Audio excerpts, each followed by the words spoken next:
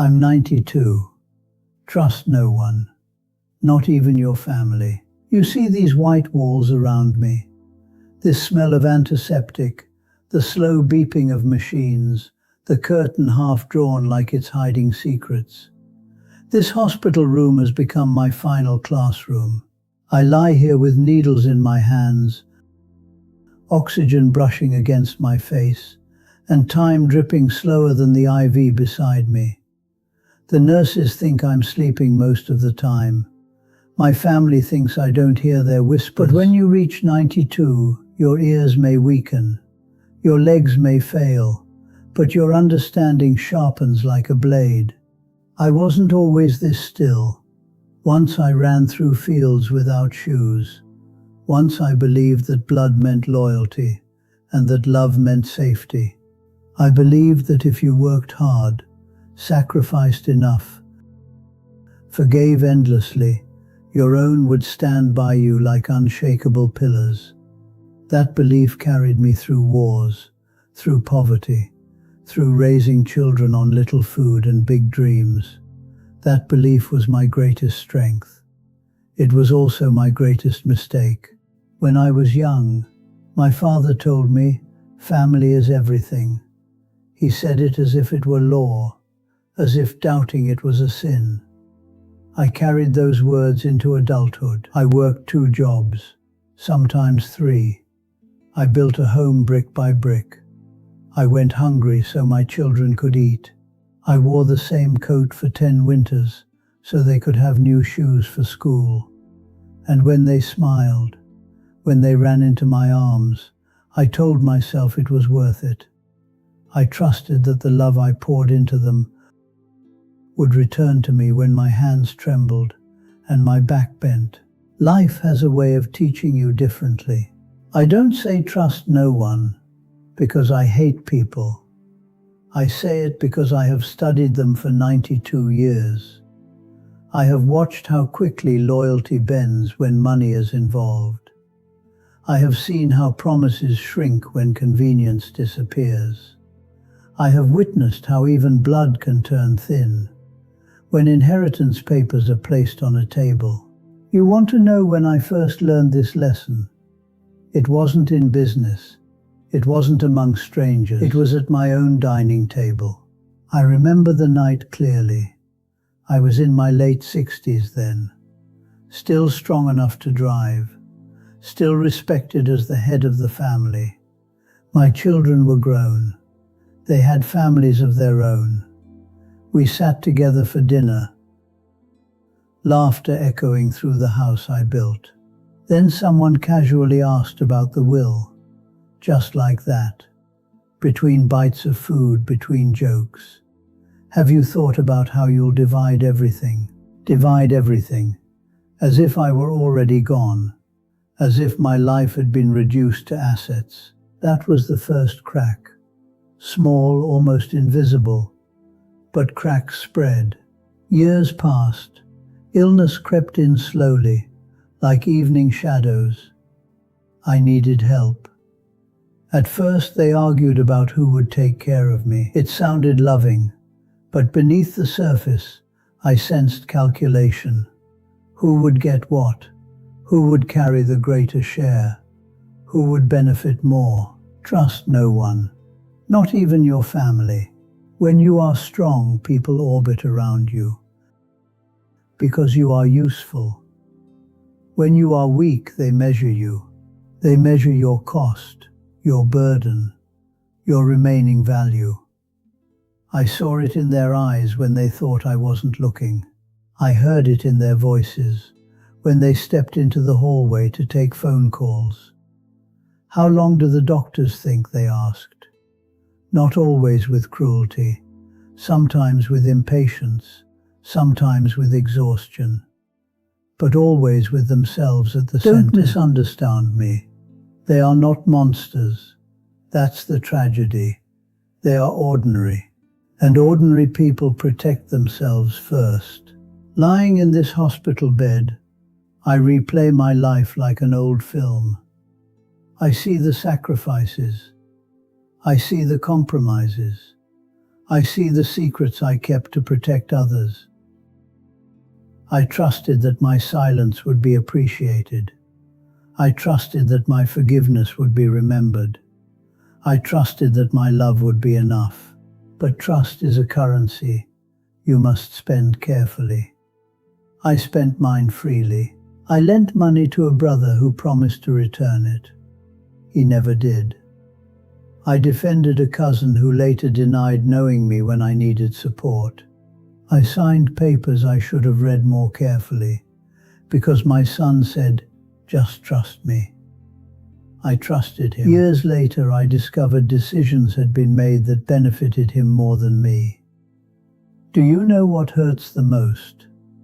Not the loss of money, not the inconvenience. It is the realization that you were naive at an age when you believed you were wise.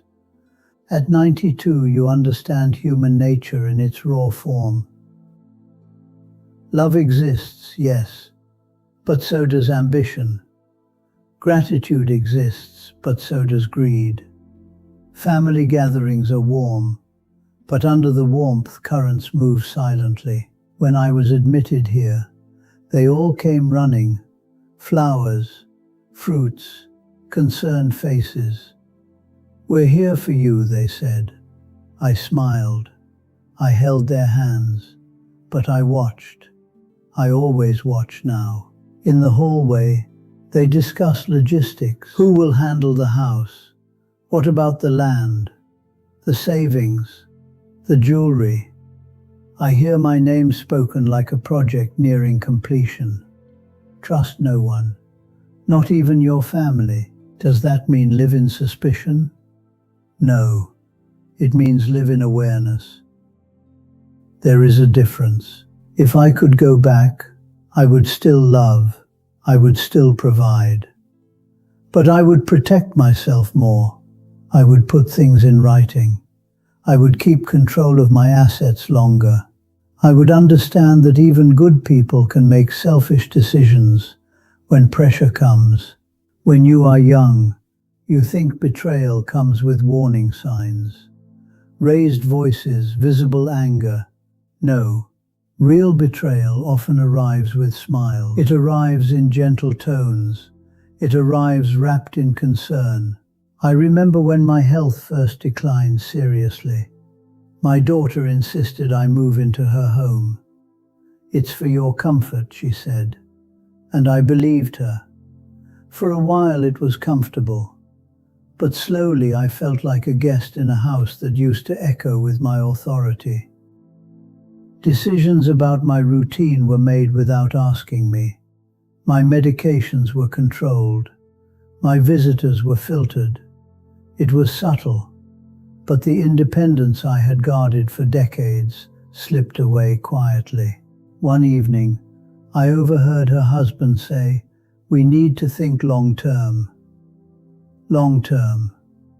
I was still alive, breathing in the next room. That night, lying in a bed that wasn't mine, I realized something profound. Dependence changes power, and power changes behavior. Trust no one, not even your family. You see, love mixed with power becomes complicated. When someone controls your finances, your medicine, your home, they may still love you, but they also hold authority over you. And authority can reshape even the kindest heart. At 92, my body is fragile, but my mind roams freely. I analyze every chapter of my life. I ask myself, did I expect too much?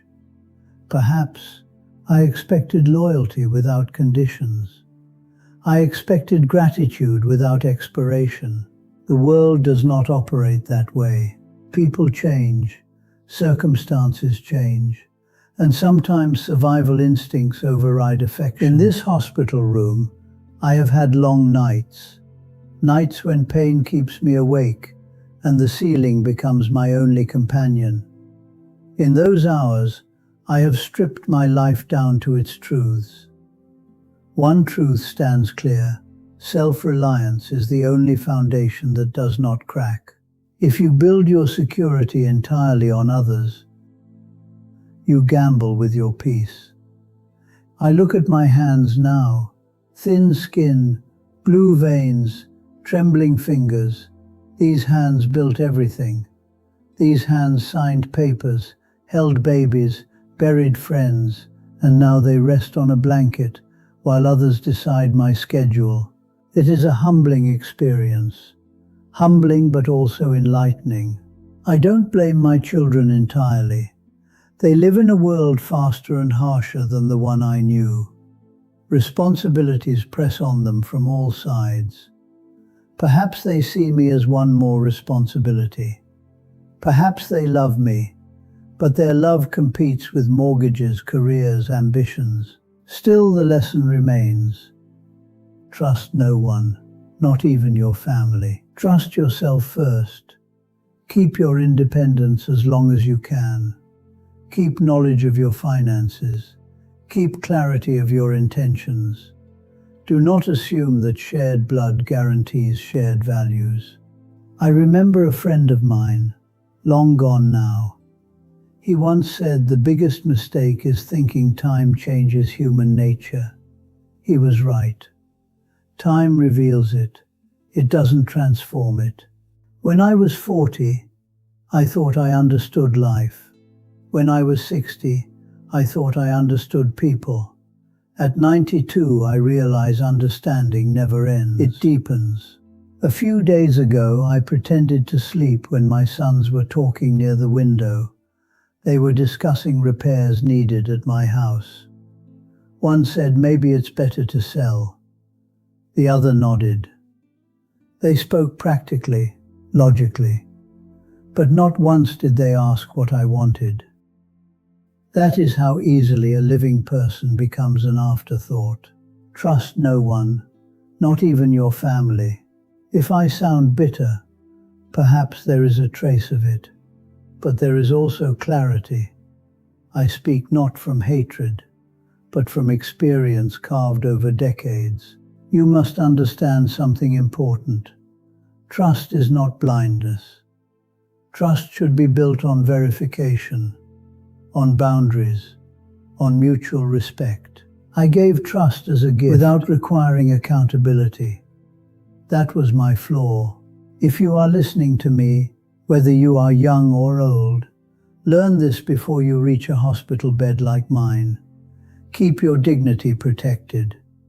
Love openly, but protect wisely. Share but document.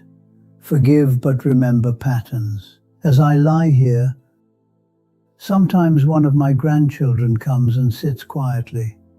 They hold my hand without asking about property or plans.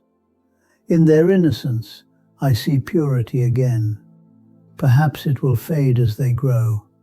Perhaps not. But I no longer assume permanence in anyone's character. The machines beside me beep steadily. Each beep reminds me that life is measured, finite, precious. What truly matters at the end? Not the house, not the savings, not the land. Those become sources of tension rather than comfort. What matters is inner peace, and inner peace requires realistic expectations. I trusted that family meant unconditional protection. I was wrong. Family means shared history. It does not automatically mean shared loyalty. And yet, even knowing all this, I do not regret loving them. I regret only neglecting myself. Trust no one, not even your family. Trust your judgment. Trust your preparation. Trust your awareness. As I feel my strength fading day by day, I also feel a strange calm. The illusions have dissolved. The fairy tale of perfect loyalty has ended. What remains is truth. Raw, simple truth. We are all human. We protect ourselves. We prioritize our interests, even within families. If I leave this hospital, I will rearrange certain things. If I do not, at least my voice will remain somewhere, carried by someone who heard me, Do not wait until you are 92 to understand this. Do not wait until you are lying beneath fluorescent lights, listening to footsteps outside your door. Live wisely now. Trust no one, not even your family. But do not let that sentence harden your heart completely. Let it sharpen your mind instead. Because at the end of 92 years, that is the balance I have found. Love deeply, but anchor yourself. Give generously, but secure your ground. Smile warmly, but observe quietly. The hospital room grows quieter at night. Visiting hours end. The corridors dim. In that silence, I am alone with my thoughts. And strangely, in that solitude, I feel strongest. For when you rely on yourself, even in weakness, no one can take that from you. I'm 92. Trust no one, not even your family. And now, as I close my eyes for a while, I hold on to the only trust that has never betrayed me. My own understanding earned across a lifetime.